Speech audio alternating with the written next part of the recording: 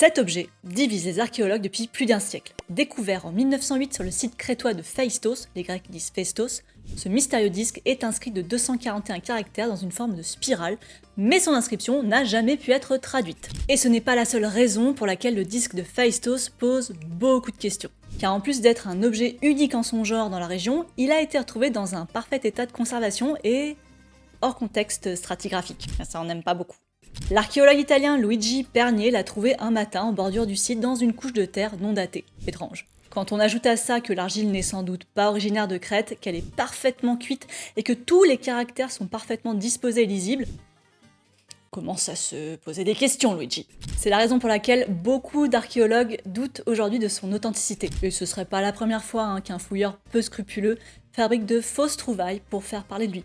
À ce sujet, allez voir cette vidéo sur les crânes de cristal. Il y a du croustillant là-dedans. Bon, en fait, il y aurait un moyen simple de résoudre la question pour de bon, ce serait de faire une datation par thermoluminescence sur l'argile du disque pour estimer s'il a été cuit à l'âge du bronze ou au XXe siècle. Mais ça, le musée d'Héraclion refuse toujours de le faire. Le disque de Phaistos est leur pièce la plus célèbre et attire beaucoup de touristes, donc ils sont pas chauds.